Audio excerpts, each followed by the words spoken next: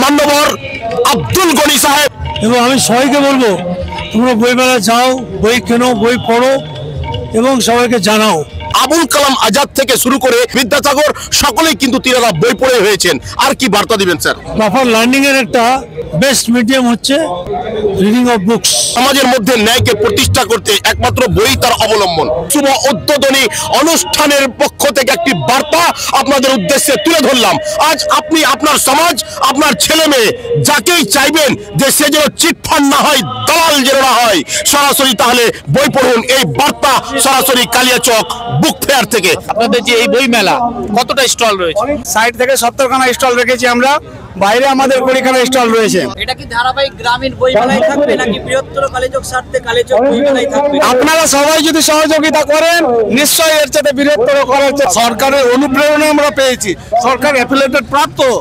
এটা আমরা রোবট বানিয়েছি। কোন ক্লাসে পড়ো তুমি? ক্লাস 7। একটু চালাও, একটু তুমি চালাও। এই যে মোবাইল থেকে হ্যান্ডেল হচ্ছে? হ্যাঁ হ্যাঁ, শুধু চলবে না আরো কিছু? মানে এখানে ফাংশনিং আছে শুধু মুভিং টুভিং কিছু ব্যাপার আছে? হ্যাঁ। মানে এর ভিতরে কোনো গাড়ি ঢুকানো আছে নাকি? না না, ওগুলো নেই, ডিজাইন করা আছে।